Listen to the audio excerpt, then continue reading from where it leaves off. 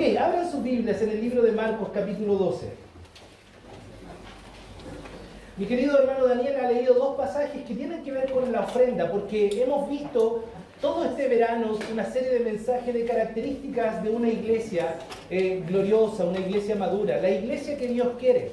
Es una iglesia que anda en santidad, es una iglesia que ama al Señor con todo su corazón. Y hoy vamos a hablar que la iglesia que Dios quiere es una iglesia que es generosa en la obra de Dios. Y él leía este pasaje de los hermanos en Macedonia, que aún en medio de gran necesidad y tristeza y pobreza, ellos podían dar generosamente. Entendieron que era una gracia participar de la obra de Dios. También leía ya en Crónicas cuando decían: Señor, mira, todo es tuyo y de lo recibido de tu mano damos. La Biblia habla mucho acerca del pueblo de Dios y su actitud frente al dar a Dios y su obra. Y es lo que vamos a ver hoy. Una iglesia que es generosa en la obra de Dios. Ahora, hablar de dinero hoy en las iglesias para muchos es difícil y a veces no es grato. No es común escuchar en esta iglesia, usted ha notado, hablar del dinero. No tocamos muchas veces el tema. Hay muchos pastores que, por ejemplo, invitan a otro pastor a su iglesia a hablar del dar. Porque pareciera que no es como muy grato, muy común. Será porque como hay un sustento que le pertenece o que la iglesia le otorga, quizás porque es un tema delicado hablar de la privacidad y de la administración de cada familia. No es muy común hablar de las iglesias. Muchas iglesias bíblicas han caído al extremo de no tocar el tema para no ser asociado a las iglesias de la prosperidad. Es decir, estamos en contra de las iglesias de la prosperidad, lo que promueven, lo que enseñan, y queriendo estar tan lejos de ellos no tocamos el tema de dar. En estas iglesias existen falsos maestros, hombres mentirosos, aduladores, avaros, que se enriquecen de la fe y que usan textos de la palabra de Dios para beneficios personales. Y estamos en contra de estos falsos apóstoles, falsos profetas. Hombres que lo único que quieren es llenar sus bolsillos del dinero de los fieles que asisten a sus congregaciones. Y como entendemos a la luz de la palabra que lo que ellos enseñan es mentira y que detrás de todo eso quieren hacer de la fe de los hermanos y de los hermanos mercancía para sí mismos, es que nosotros queremos estar tan lejos de ellos que caemos al otro extremo. No vamos a hablar de dinero. Pero la verdad, hermanos, es que eso no está bien tampoco. Necesitamos usar y tomar la palabra de Dios para enseñar lo que Dios tiene que decir acerca de este tema, que es la gracia de dar a la obra de Dios. De hecho, no quieren a veces tocar algunos pasajes en la Biblia, como el pasaje en Corintios que dice: el que siembra escasamente, escasamente segará; el que siembra generosamente, generosamente segará. ¿Y sabe por qué? Porque quizás este es uno de los pasajes más usados por estos hombres que usan la palabra de Dios para su beneficio. Entonces, bueno, como está tan mal usado el texto, como está tan manoseado para beneficios personales, han dicho: no quiero enseñar, cuando la verdad, ese texto enseña una verdad fundamental y básica del dar. La verdad es que este pasaje enseña esta verdad, que el que siembra escasamente, escasamente va a segar. Esto tiene que ver con la idea de un sembrador. Si pone poca semilla en la tierra, va a cosechar la semilla que tuvo. Pero si pone abundante semilla, va a cosechar más. Esto en el contexto de Pablo exhortando a los hermanos a entender que dar es una bendición, es una gracia para el que lo hace, cuando lo hace con un corazón sincero, y entre más siembra, entre más da, más va a recibir. Y uno dice: bueno, pero ese es el mensaje de la prosperidad. No, ese es el mensaje de las Escrituras. Que estos indoctos tuerzan la Escritura y la usen para beneficio propio, no significa que está en este pasaje esta verdad, y es cierta. Por tanto, caemos en este otro extremo, porque la Biblia sí enseña que Dios ama al dador alegre, que Dios bendice al que da con generosidad en su obra, que Dios está con aquellos que honran su nombre. Todo esto para decir que hablar de dar en la iglesia es algo que se debe hacer, que se debe enseñar a las congregaciones esta bendición. Y como dijo Pablo, esto que nos ha sido dado, ya que a la luz de las Escrituras es una bendición poder dar para la obra de Dios. Una observación que es necesaria y fundamental al hablar del momento de dar es que la iglesia, el pueblo de Dios, debe saber cuál es la fuente de lo que tenemos, de dónde viene lo que tenemos y de quién es lo que tenemos. Por eso leía muy bien Daniel y leíamos juntos este pasaje donde encontramos en Primera de Crónicas 29:11, donde dice: tuya es, oh Jehová, la magnificencia, el poder, la gloria, la victoria y el honor. Porque todas las cosas, escuchen, las que están en el cielo y en la tierra, son tuyas. Tuyo, oh Jehová, es el reino y tú eres excelso sobre todo. Verso 14 dice: porque ¿quién soy yo y quién es mi pueblo para que pudiésemos ofrecer, note, voluntariamente cosas semejantes? Termina diciendo: porque todo es tuyo. Y de lo recibido de tu mano, damos. Cuando hablamos de dar, cuando vamos a desarrollar este mensaje allá en Marcos, capítulo 12, necesitamos establecer este principio y verdad fundamental. Todo lo que usted y yo tenemos es de Dios. Todo es de Dios. Y Él nos ha dado el privilegio, la gracia de administrar lo que Él nos ha dado primeramente. Tenemos el privilegio, la gracia de administrar sus bienes, de los cuales podemos destinar algo de lo que Dios nos ha dado, parte de lo que Dios nos ha dado. No sobras algo digno de Él para su obra, para la expansión del Evangelio. En base a esto, hermanos, necesitamos entender que cuando hablamos de dar a Dios y su obra, lo único que hacemos, como ya decía, es devolver lo que Dios nos ha dado por gracia. Por gracia. Así que vamos a mirar esto, entendiendo esto, que cuando hablamos de dar, esto es una característica de una iglesia madura. Cuando una iglesia generosa es una característica de una iglesia madura, de personas maduras, que entienden que dar no es perder, sino invertir. Que entienden que dar es una gracia, no un peso. Que dan no por tristeza ni necesidad, sino con alegría y sencillez de corazón. Entonces, es sorprendente, hermanos, entrar a estudiar este tema del dar y darse cuenta que quizás dentro de los temas que Jesús más habló en su ministerio terrenal, ¿sabe cuál fue? Acerca del dinero. Estos días estudiando me sorprendía esto. ¿Cuál fue quizás uno de los temas que más Jesús habló y enseñó en su ministerio? Algunos dirán del amor, del reino y del pecado, etcétera, etcétera. Pero ¿sabe que uno de los temas que el Señor Jesús más enseñó y habló tenía que ver con el dinero?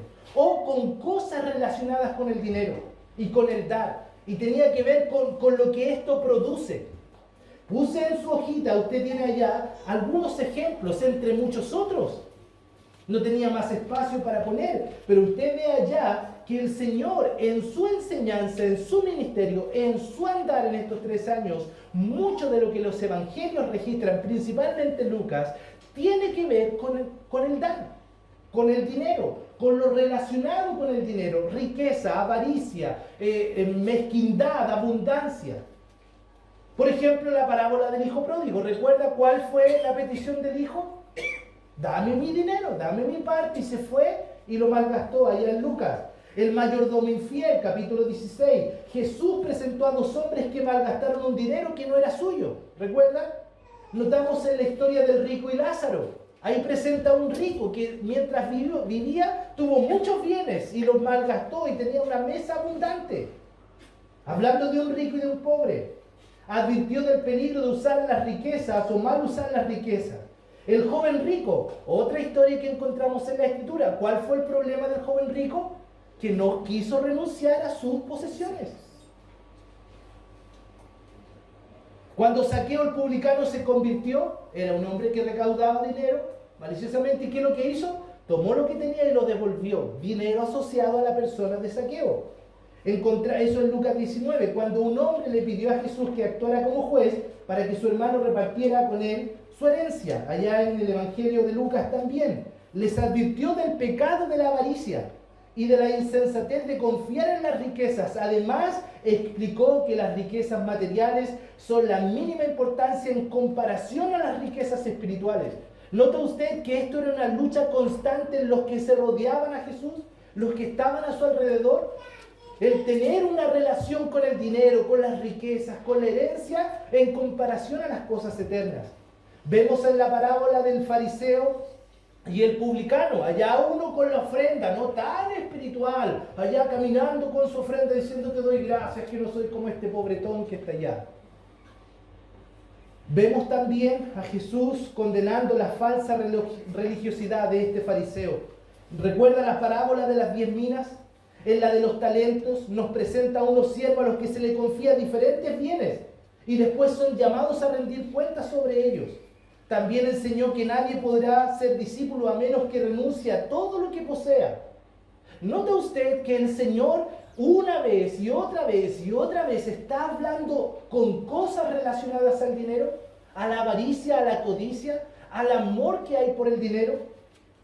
De hecho, citó allá en Lucas capítulo 16, verso 13, ninguno puede servir a dos señores, porque o aborrecerá al uno y amará al otro, o estimará al uno y menospreciará al otro. Y él dijo, no podéis servir a Dios. ¿Y qué puso en comparación con Dios?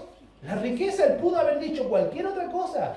Él pudo haber puesto otro pecado, otra tentación. Pero él dijo, no puedes dividir tu corazón entre Dios y la riqueza. Es interesante, ¿no? ¿No les parece interesante eso? Lucas capítulo 12 dice, porque donde está vuestro corazón, allí estará, donde está vuestro tesoro, allí estará también, ¿qué?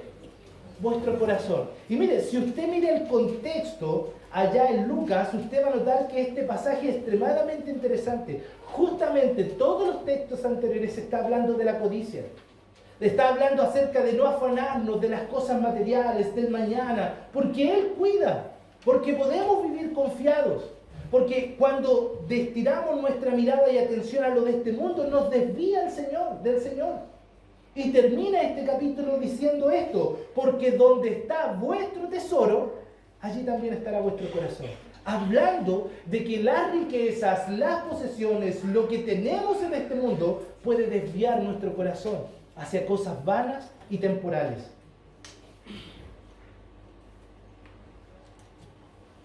Segunda de Timoteo capítulo 6, verso 10, el apóstol Pablo dijo, porque raíz de todos los males, ¿qué es lo que es? Qué interesante, hermanos.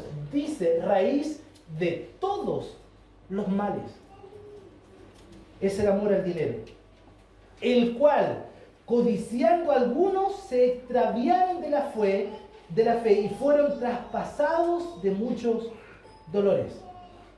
Hermano, ¿usted sabe por qué comienza una guerra entre dos países? Codicia. ¿De uno o de otro? ¿Usted sabe por qué sociedades quiebran y van al desastre mismo? Por la codicia de unos. ¿Usted sabe por qué comenzó la Primera Guerra Mundial? Por lo mismo que la Segunda. Codicia del hombre. Poder. Ansiedad de tener más y más y más. Y si hay una tercera y si hay una crisis en Chile, ¿sabe por qué es?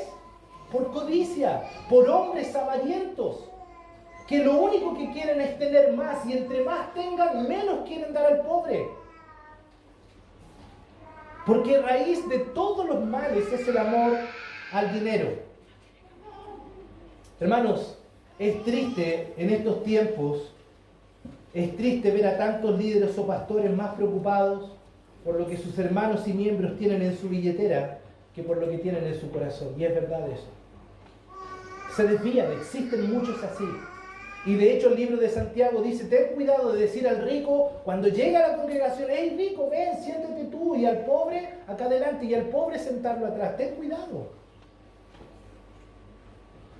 Es triste, hermanos, ver a tantos hoy engañados por estos mercaderes de la fe, que andan hoy mismo estafando a personas que quieren agradar a Dios. Y son estafados por estos hombres inescrupulosos. Brevemente, esto es un paréntesis para seguir y antes de llegar al texto. Segunda de Pedro, por favor, vaya allá.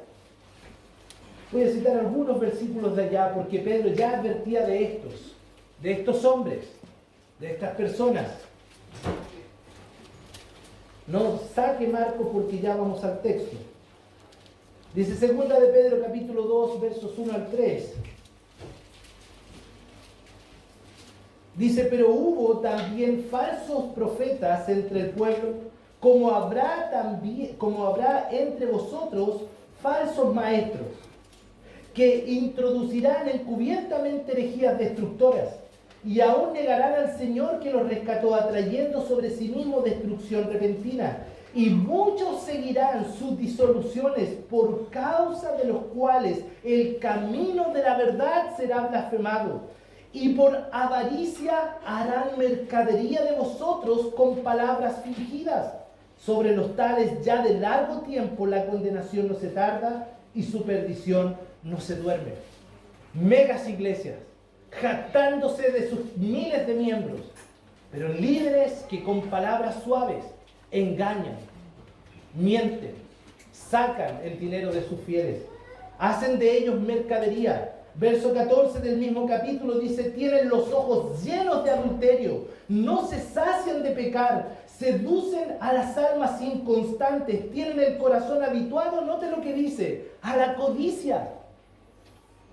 Y son hijos de maldición. Verso 18: pues hablando palabras infladas y vanas, seducen concupiscencias de la carne y de soluciones a los que verdaderamente habían huido de los que viven en error. Hermanos, este es un tema del cual necesitamos hablar, porque la Biblia toca el tema, el Señor lo dice muchas veces y nos muestra cuál es la actitud de una persona, de una iglesia, de una familia que entiende que dar debe ser un acto de generosidad y de amor al Señor, porque Él es digno. Una iglesia, como la iglesia que Dios quiere, es una iglesia generosa, pero que a la luz de la palabra del Señor va a dar con un corazón sincero. Miremos el pasaje ahora de Marcos. Esto solo fue la introducción. Gracias. Marcos capítulo 12, son pocos versículos allá. Capítulo 12, versos 41 al 44. Dice el texto allá, usted ya lo tenía, ¿cierto? Estando Jesús sentado delante del arca de la ofrenda, miraba cómo el pueblo echaba dinero en el arca. Y muchos ricos echaban mucho. Y vino una viuda pobre y echó 2 blancas, o sea, un cuadrante. Entonces, llamando a sus discípulos, les dijo: de cierto os digo que esta viuda pobre echó más que todos los que han echado en el arca. Porque todos han echado de lo que les sobra, pero esta, de su pobreza, echó todo lo que tenía, todo su sustento. Hermanos, en este contexto, este pasaje o esta porción está en un contexto interesante. Jesús acababa de denunciar a los escribas en el verso anterior, ¿cierto? Porque ellos abusaban de los pobres. Mire lo que dice el verso 40, que devoran las casas de las viudas y por pretexto hacen largas oraciones. Estos recibirán mayor condenación. Él está denunciando a estos. Y en contraste a estos que devoran las casas de las viudas, Él está ahora hablando de esta viuda. Un claro contraste hace entre uno y otro. La actitud de uno y la devoción de otro. La forma de vivir y de actuar de unos inescrupulosos y ahora de esta mujer sencilla, pobre, que estaba mostrando una lección que duraría por el resto de la vida de los hombres. Muy probablemente esta viuda era consciente, hermanos, de lo que estos escribas o líderes hacían y de qué tipo de personas eran estas personas y de cómo estos ganaban de manera deshonesta para sí, como ya vimos allá en 1 de Timoteo. Sin embargo, este hecho no le desanimó en su deseo a esta mujer de dedicarse a Dios con todo lo que tenía. Ella podría haber estado allá quejándose, diciendo: soy tan pobre, ¿qué puedo dar? Mira, más encima de esto siempre se aprovechan de mí y es lo único que tengo. Pero en contraste a eso, vemos a ella que no se desanimó, muy por el contrario, tenía muy claro en su mente y en su corazón qué es lo que debía hacer con lo que ella tenía. Interesantemente, varias veces dice con todo lo que tenía. Y sin duda este es un buen ejemplo, hermanos, para nosotros también, a no desanimarnos frente quizás a algunos que se aprovechan. Porque hoy día es como: no, mira, mi jefe me da tan poco, yo gano tan poco, no me alcanza ni para dar al Señor. Hermanos, no se desanimen en medio de las injusticias. Porque el Señor da suficiente para todo lo que necesitamos. Y en medio de eso podemos todavía glorificar su nombre a través de nuestros bienes. Pero lo interesante de este texto, otra vez que vemos acá, es como dice allá en el verso 41. Estando Jesús sentado delante del arca de las ofrendas, dice esta frase: miraba cómo el pueblo echaba dinero en el arca. En el contexto inmediatamente anterior vemos que estos líderes religiosos hostigaron a Jesús con varias preguntas. Mire allá en capítulo 12, verso 13. Entonces él está haciendo varias enseñanzas acerca de la nación judía y encontramos allá preguntas acerca de los tributos. Dice, y le enviaron a algunos de los fariseos y de los herodianos para que le sorprendiesen con alguna palabra. Ya, y le hicieron preguntas con el fin de pillarle, de hacerlo tropezar. Más adelante en el verso 18, entonces vinieron a él los saduceos que dicen que no hay resurrección. Aquí otra vez sí podemos pillarlo. Ya no eran solo los fariseos, aquí están los saduceos. Pero verso 28, note usted, dice ya, acercándose uno de los escribas que los había oído disputar y sabía que le había de responder bien, le preguntó. Entonces, Jesús estaba anterior a este evento, siendo atacado, hostigado, perseguido por estos líderes. Una pregunta de la resurrección, una pregunta de la nación, una pregunta de esto. Querían pillarle. Me imagino que cansado después de responderles y enseñar, que es lo que vemos que él está haciendo, hablando de los grandes mandamientos, de las cosas importantes, respondiendo con sabiduría, con firmeza y sabiduría, notamos que está este evento, que el Señor dice, estando Jesús sentado delante del arca de la ofrenda, posiblemente cansado, se sentó, me imagino allá a sus discípulos alrededor, y dice que se puso a observar, miraba cómo el pueblo echaba el dinero en el arca. Jesús se sentó en aquel lugar. Esto nos recuerda, hermanos, solo esto, una simple aplicación, que aunque nuestras ofrendas deben ser secretas, usted sabe, en esta iglesia no hay registros, no hay nombres, no hay sobres. Enseñamos que dar es un privilegio, que es privado, que nadie debe saber quién da y quién no, porque es su relación íntima y personal con Dios. Y de hecho la Biblia dice que tu mano, ¿cierto?, que tu mano izquierda no debe saber lo que hace tu derecha, según Mateo 6:3. Debemos ser conscientes que a pesar de que es secreto, es personal, no hay una lista, no hay un registro, debemos recordar que Dios observa y ve lo que su pueblo está dando. Eso me golpeó, hermanos. ¿Se ha fijado que de vez en cuando, y voy a usar quizás algo sensible, que quizás le pasó a usted hoy? ¿Se ha fijado que de vez en cuando no preparamos nuestra ofrenda para venir a la iglesia, no la preparamos, sino que la improvisamos y metemos mano al bolsillo y no tenemos algo y hay algo poco, lo que hay, lo que sobró, lo que encontré? ¿No les pasa que tratamos casi de ocultar o no?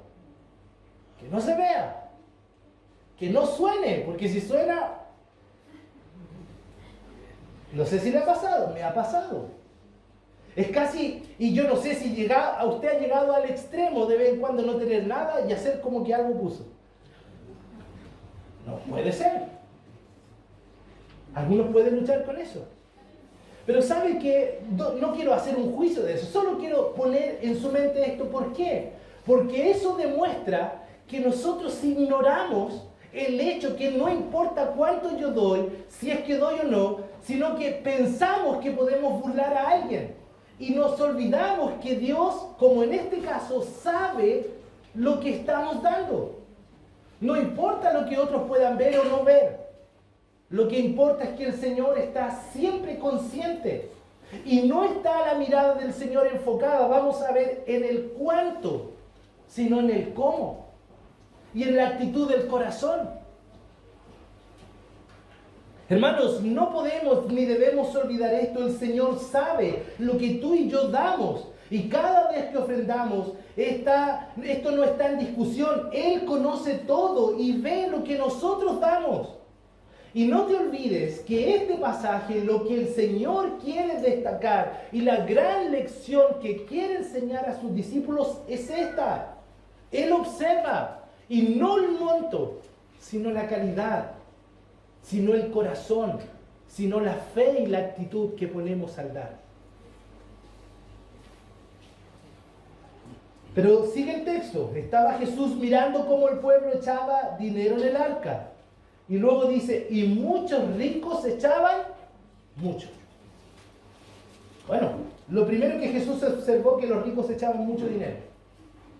Y no lo impidió, ¿no?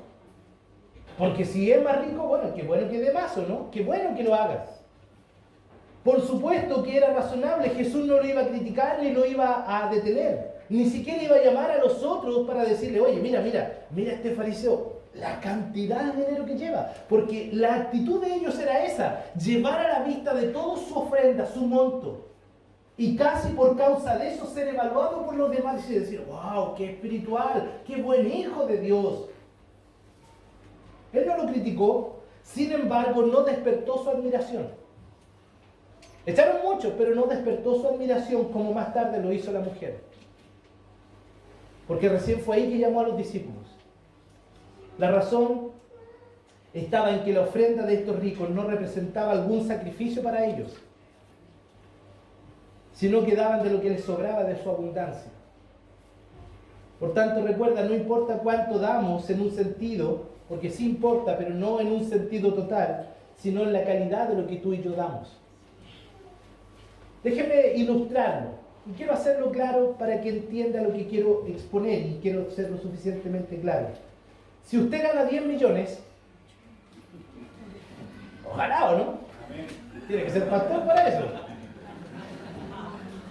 Si usted gana 10 millones y da 500.000, los matemáticos me van a ayudar. ¿Cuánto es eso? El 5%, ¿o no? 500.000, usted da 500.000, que es el 5% de su ingreso. A los ojos de Dios, hermanos, eso no es más del que da 15.000, siendo que él gana 100.000 pesos. Eso es el 15%. Entonces, a los ojos de los hombres, 500.000 es más o es menos que 15.000. Mucho más, ¿o no? Mucho más. Mucho más. Pero ante los ojos de Dios no es más 15.000 que 500. Porque uno parece que está dando sacrificialmente, aún más de lo que algunos podrían llamar en la mínimo monto que podría ser, porque enseñamos que el diezmo es una buena medida. Hemos dicho que no es una obligación, que no es algo que la iglesia hoy deba hacer como una obligación. Y soy responsable al decir eso. Creo que la iglesia, en el tiempo de la iglesia, lo que se enseña es una ofrenda de acción de gracia. Es algo proporcional, es algo del corazón y puede ser 10, 20, 30 y aún más. Esta mujer dice que dio el 100. Por tanto, vemos que al Señor no le llamó la atención que los ricos dieran mucho. Lo que le marcó y le trajo admiración fue esta mujer. Porque ante los ojos de Dios no importa el cuánto, sino el cómo. Sino el corazón, la actitud. Porque eso refleja una relación íntima con Él. Eso refleja cuán cerca estoy de Dios, cuánto confío en sus promesas.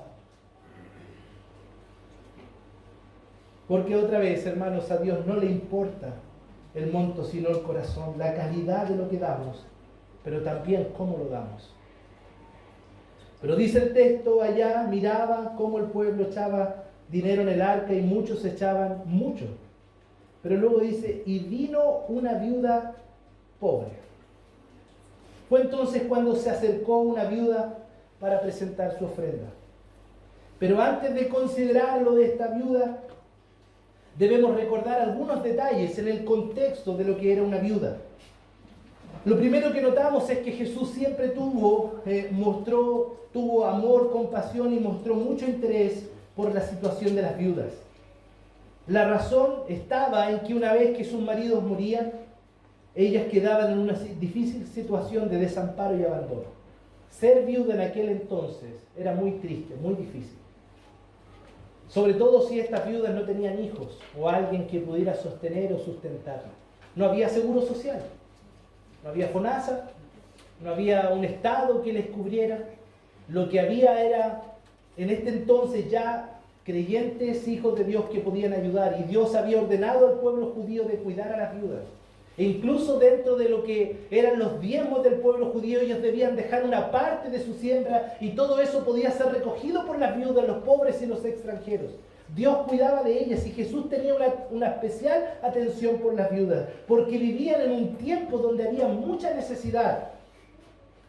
Si tenían hijos mayores o parientes podía ser menos deplorable la situación, pero en lo general la situación de una viuda era muy triste. Pero aún suponiendo que tuviera alguna fuente de ingreso o propiedad, con frecuencia caía en manos de hombres inescrupulosos. Ya leímos, ¿o no?, que los escribas, ¿qué es lo que hacían? Devoraban las casas de las viudas. Es decir, aún si tenían un poquito, habían estos inescrupulosos que les sacaban su dinero. Entonces la condición de ellos era muy terrible. Vivían en una extrema pobreza. Por tanto, las viudas dependían de la misericordia de la gente. Y en el caso de una viuda judía, de una mujer que creía y confiaba en Dios, de la soberanía y el cuidado de Dios, confiaba en las promesas fieles del Señor.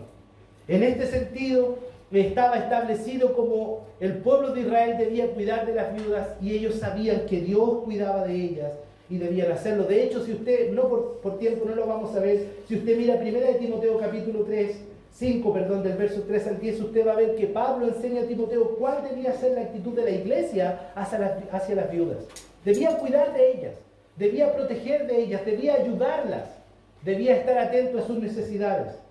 En resumidas cuentas, la condición de las viudas era muy dura, difícil y digna de lástima.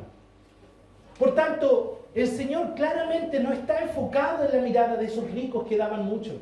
Él está mirando a esta viuda porque sabía que al ser viuda su condición era deplorable económicamente, era quizás de las más tristes y que más lástima daban en aquel entonces.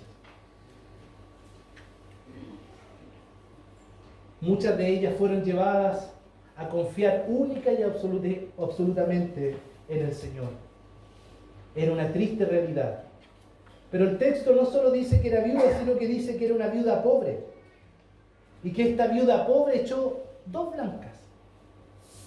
Bueno, ahora el texto bíblico introduce esta idea. No era solo viuda, que ya ser viuda era malo. Y podía ser con hijo, alguien que le cuidara, sino que esta viuda era pobre. Su valor de estas 2 blancas es, por decir, hoy día se fija que ya sacaron las monedas de peso, no estamos con esto de ¿cómo se llama? El redondeo. Si nos sale 6 pesos es 10, si nos sale 4 es 0, porque ya se eliminó la moneda de peso casi en el sistema. Bueno, esa es la idea. Es como lo que ella echó equivalía como estas monedas que no tenían casi un valor, no tenían casi significancia, no era mucho lo que podía hacer uno con esas monedas. Esa es la idea, ¿no? No sé la exactitud o la conversión a lo que es el dinero actual, pero lo que sí quiero destacar es que lo que el Señor dice que era muy poco, muy poco. Pero la acción de esta mujer, junto al comentario de Jesús, ha inspirado, hermanos, a miles de personas a seguir su ejemplo, lo que ha servido para multiplicar aquella pequeña ofrenda de una forma incalculable. Porque la tendencia nuestra es decir, pastor o Señor, es que tú sabes mi necesidad, soy tan pobre. Estoy seguro que tú y yo no somos más pobres que esta mujer. Estoy seguro que tú y yo no tenemos la necesidad que esta mujer tenía. Por tanto, cuando a Dios damos esta excusa, hermanos, no vale. No vale, porque nunca será lo suficientemente pobre para no poder apartar lo que es digno de Dios. Con esto se confirma que Dios siempre hace grandes cosas con los pequeños recursos que son puestos en sus manos. ¿No le viene a la mente al tiro, no? Este chico con los panes y los peces. Para muchos es, pero si hay miles de personas, mucha gente, ¿qué son 5 panes y 2 peces? Bueno, en las manos de Dios son muchos. ¿Qué son 2 blancas? ¿Eso en qué servía para el templo? No servía quizás para mucho. Pero Dios no estaba enfocado en el cuánto, sino en el cómo y en la actitud del corazón. Acá hay gente profesional, pero también hay gente jubilada que vive quizás con una pensión pequeña, pero sabe que hemos hablado de este tema con algunos pastores y saben lo que aprendemos con los años sin saber. Yo me reúno con un grupo de colegas, pastores, amigos que tenemos en común esta práctica. no tener contacto como pastores con el dinero, no saber quién da y quién no. Pero entendemos y vemos por actitudes, reacciones, por compromiso, que la gente muchas veces que menos tiene es la que siempre está más dispuesta a dar. ¿Y sabe por qué? Porque es natural, es diferente tener que sacar un 10%, una ofrenda de 1 millón, a tener que sacar de 100, ¿o no? Y pareciera que bueno, duele más cuando en realidad la proporción es la misma. Pero llegamos en algún minuto, entre más tenemos, a creer que eso, que el 90%, habiéndole sacado el 10, es poco para lo que necesito, cuando siempre en Dios es mucho más. Y hermanos, esta mujer humilde, pobre, junto al comentario de Jesús, estaba enseñando quizás una de las lecciones más grandes que podía dar. Yo me imagino al Señor Jesús allá en el cuadro, como dice, entonces llamando a sus discípulos les dijo: de cierto os digo que esta viuda pobre echó más que todos los que han echado en el arca. Yo me imagino al Señor Jesús diciendo: hey, vengan acá tengo algo que les quiero enseñar. Antes habían estado escuchando cómo le respondió a los escribas, herodianos, fariseos, saduceos y a todos. Pero me imagino diciendo a Jesús: aquí hay una gran lección, aquí hay algo. Vengan discípulos, quiero que vean algo, quiero que observen algo, quiero que presten atención. Miren a esa mujer, miren a esa viuda pobre, que lo que tiene es todo su sustento en sus manos, y miren lo que va a hacer. Ella lo echó en el arca. Y cuando echó esa ofrenda, lo que esta mujer estaba haciendo es decir a Dios, no lo dice el texto, pero podemos suponer, por lo que el texto nos enseña, que dio todo lo que tenía. Lo que esta mujer estaba pensando es decir: Dios, yo confío en tus promesas. Dios, yo confío en que tú cuidas de mí. Y que mi sustento no depende de mi dinero, no depende de mi trabajo, no depende de mis fuerzas. Mi vida está escondida en ti, Señor. Tú cuidas de mí. Amén. Pero ¿qué nos pasa cuando damos? ¿Por qué nos duele? ¿Por qué nos cuesta? Porque creemos que eso menos en nuestra billetera nos faltará y dudamos de que Dios cuida de nosotros, dudamos de lo que Dios ha dicho, que Él cuidará de nosotros.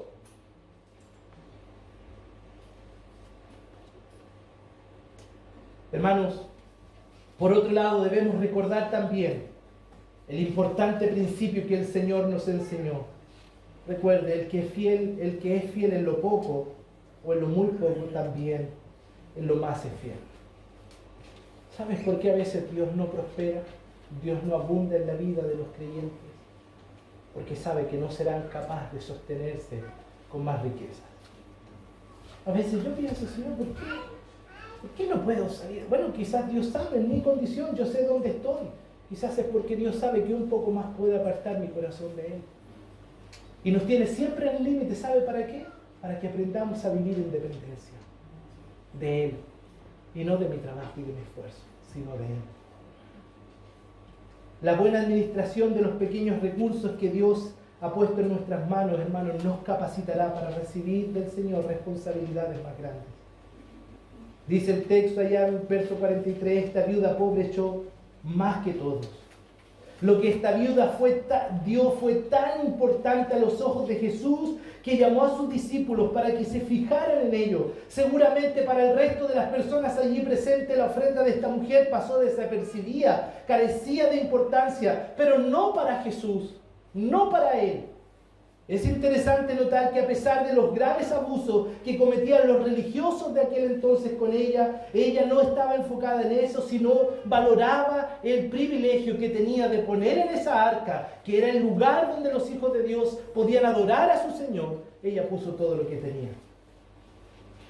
Esta viuda pobre echó más que todos. ¿Cómo podía ser así si muchos ricos antes que ella habían echado tanto o mucho? La razón es porque el Señor otra vez no miraba la cantidad de la ofrenda de aquel donativo, sino el corazón con que se daba. En este sentido, este pasaje, hermano, tiene mucho que enseñarnos. Vemos que hay muchos principios que encontramos aquí que nos enseñan cómo debe ser una ofrenda agradable a Dios, cómo debemos como iglesia, como hijos de Dios, actuar frente a la ofrenda, frente al momento de dar. Vemos como por ejemplo acá que es no por obligación. Esta mujer no estaba obligada, fue un acto voluntario. Y dice Segunda de Corintios, por favor, vaya allá. Segunda de Corintios capítulo 9. Acá Rodolfo va a estar también poniendo al frente para quienes no tienen una Biblia. Capítulo 9, verso 5, porque tuve por necesario exhortar a los hermanos que fueran primero vosotros a preparar el mío. Ya, verso 7. Bueno, verso 7, bueno, voy a leer del 5 al 7. Por tanto, tuve por necesario exhortar a los hermanos que fuesen primero a vosotros y preparasen primero vuestra generosidad antes prometida, para que esté lista como de generosidad y no como de exigencia vuestra. Es decir, no como que van a dar, porque bueno, hay que dar, ¿o no? Esta era la ofrenda que iban los hermanos de Jerusalén. Pablo ya había levantado en otro de sus viajes una ofrenda, pero allá estaba esta necesidad y los corintios sabían hace un año que Pablo pasaría por esta ofrenda. Y él dijo, envía a alguien antes para que sea una ofrenda de generosidad y no de obligación, no un peso.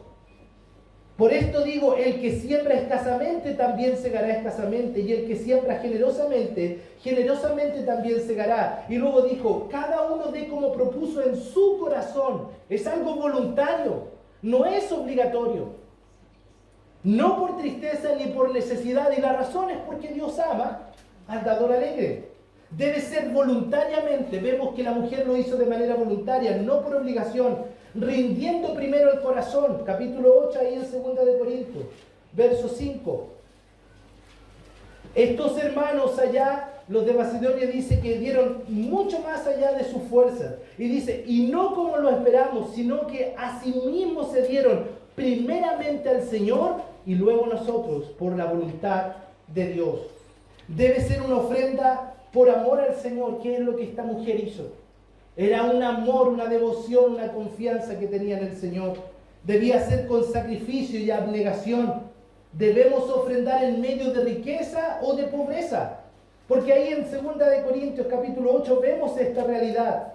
De vez en cuando esta es la excusa perfecta. Estoy pasando un tiempo de necesidad, pastor. No puedo dar al Señor. Pero mire 2 de Corintios capítulo 8.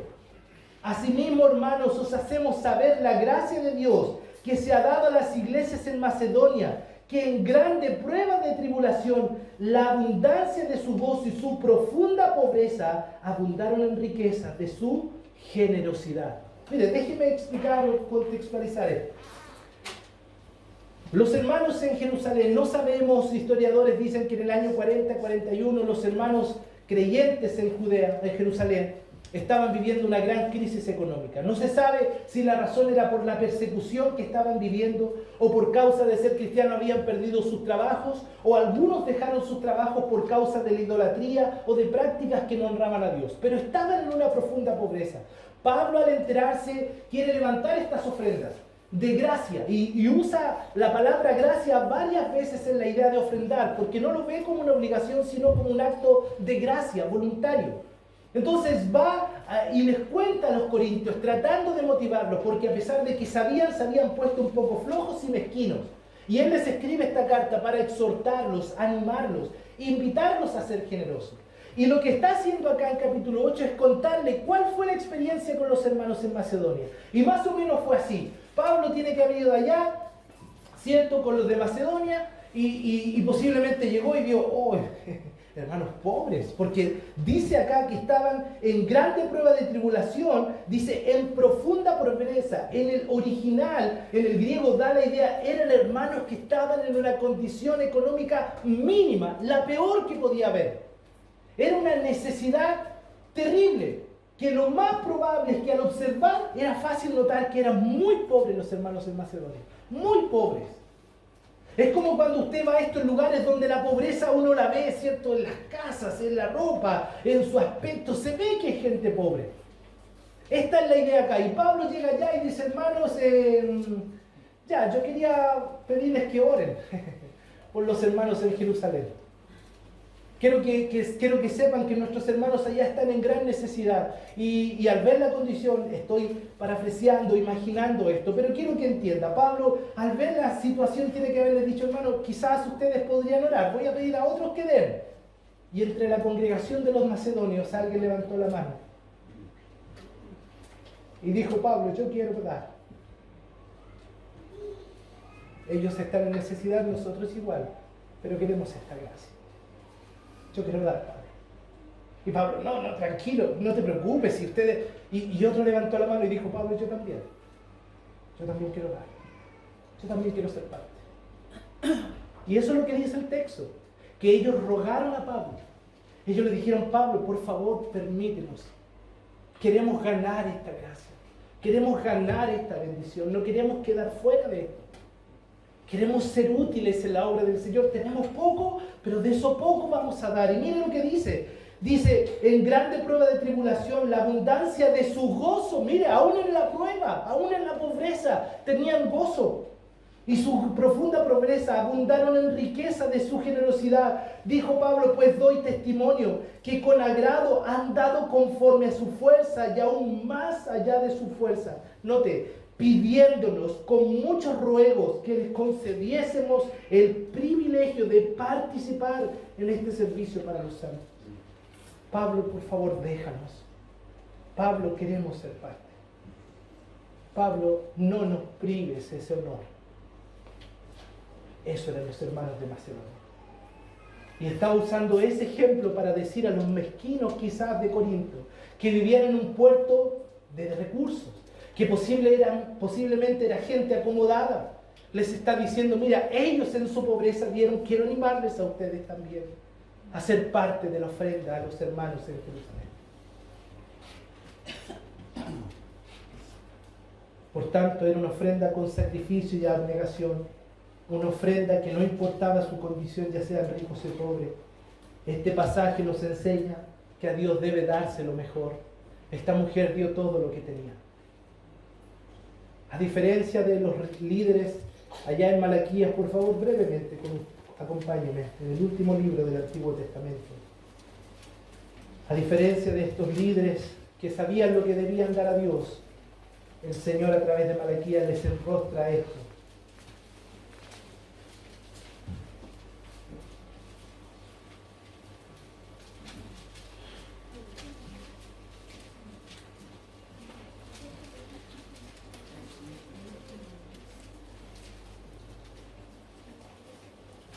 En los pasajes del capítulo 1, en los versos antes, Él está diciendo, ustedes saben cuál era la ofrenda digna de mí, y han puesto en mi mesa el pan inmundo, el animal cojo. Han dado lo que les sobra, no lo mejor. Pero en versos 13 y 14, resumiendo esta exhortación al pueblo que estaba dando una ofrenda indigna, Él le dice, habéis además dicho, oh, qué fastidio es esto, y me despreciáis, dice Jehová de los ejércitos, y trajisteis lo hurtado, oh cojo enfermo, y presentasteis, ¿qué dice allá? Ofrenda. Qué contraste, ¿no? De estos que sabían lo que debían hacer con esa mujer, que dio lo mejor, que dio todo lo que tenía. Maldito el que engaña, el que teniendo mucho en su rebaño promete y sacrifica a Jehová lo dañado. Porque yo soy gran rey, dice Jehová de los ejércitos, y mi nombre es temible entre las naciones. Maldito el que engaña, el que teniendo mucho en su rebaño, promete y sacrifica a Jehová lo dañado. Esta mujer dio lo mejor. Esta mujer dio todo lo que tenía. Esta lección nos enseña el principio que dar debe ser con generosidad y con fe. ¿Qué es lo que esta mujer hizo? Al terminar, queridos hermanos, tú y yo tenemos el privilegio de ofrendar a Dios cada semana. Cada semana de lo que Él nos ha dado, de lo que es de Él. Podemos honrar al Señor con nuestras ofrendas y diezmos. Pero la gran pregunta es, ¿lo estamos haciendo? ¿Estamos honrando a Dios? En tu presupuesto, Él es la prioridad, Él es digno de recibir lo que tú has apartado para Él. Quiero hacerlo aún más cercano. Hoy, ¿viste la gloria a Dios o dimos juntos la gloria a Dios al momento de ofrendar? Recuerda, Él vio, Él observó. Nadie más lo vio, pero Él sí. Y no le importa cuánto, sino cómo. ¿Con qué corazón, con qué disposición tú y yo lo hemos hecho? Entendemos que Dios no ve la ofrenda, sino mayormente el corazón con lo que ofrendamos. Si de verdad, hermanos, queremos ser la iglesia que Dios quiere, si de verdad queremos ser esa iglesia que Dios espera, debemos en madurez, en convicción de la palabra de Dios, en certeza de sus verdades, ser una iglesia generosa para la obra de Dios. Y no debemos olvidar que la iglesia no es el que está al lado, eres tú, soy yo, somos nosotros. Porque como decíamos la semana pasada, en esta ofrenda que tú has hecho hoy, quizás tú no puedes hoy estar en Chiloé, pero a través de tu ofrenda podemos, a través de nuestros misioneros, alcanzar a los que están en una isla lejana para que conozcan a Jesucristo. Tú y yo no podemos estar en Colombia, pero a través de nuestras ofrendas estamos allá. Y cuando ella predique el Evangelio, estás tú, estoy yo, diciendo a personas que se arrepientan y vengan a Cristo. Y para eso, hermanos, la iglesia debe demostrar su madurez a través de la generosidad. John Wesley, un gran predicador del siglo pasado de Inglaterra, dijo: gana todo lo que puedas, ahorra todo lo que puedas, pero también da todo lo que puedas. El Señor Jesucristo dijo: más bienaventurado es dar que recibir. Palabras que citó el apóstol Pablo, exhortando a los ancianos allá en el libro de Hechos. Más bienaventurado es dar que recibir. Vamos a dar.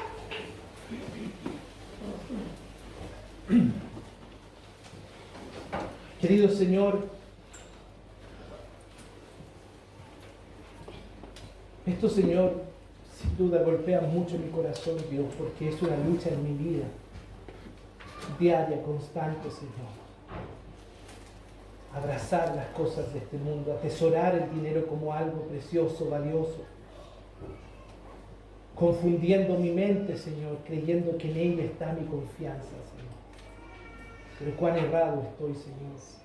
Pero qué buena es tu palabra, Señor, para recordarme, Señor, que tú no te agradas de las migajas de mis ofrendas. Tú no te agradas, Señor, de un corazón que da de lo que le sobra, Señor. Gracias por esta viuda. No sabemos su nombre. Son 3, 4 textos, Señor, en tu palabra. Pero qué gran lección, Señor. Qué gran ejemplo. En medio de su pobreza, de su extrema necesidad, ella confió en tus promesas, Señor. Y como los hermanos en Macedonia, dio con un corazón glorioso a ti, Señor. Oh Padre, perdónanos. Oh Señor, perdónanos como iglesia, como familias. Perdónanos como individuos, Señor, porque malgastamos, Señor, nuestros recursos. O mejor dicho, los recursos que te pertenecen a ti, Señor, y que tú nos das para administrar. Señor, no priorizamos, Señor, las cosas según tu palabra. Vivimos para lo temporal y queremos una mejor casa, un mejor auto, unas mejores vacaciones. Queremos mejor vestimenta, un mejor pasar. Y todo eso, Señor, resta a nuestra mano a dar para ti, Señor, y tu obra. Y a veces tu iglesia se ve limitada, Señor, a comenzar o una nueva obra o sustentar a otro pastor por la mezquindad de nuestro corazón. Pero, Señor, ayúdanos a evaluar nuestra vida a la luz de tu palabra.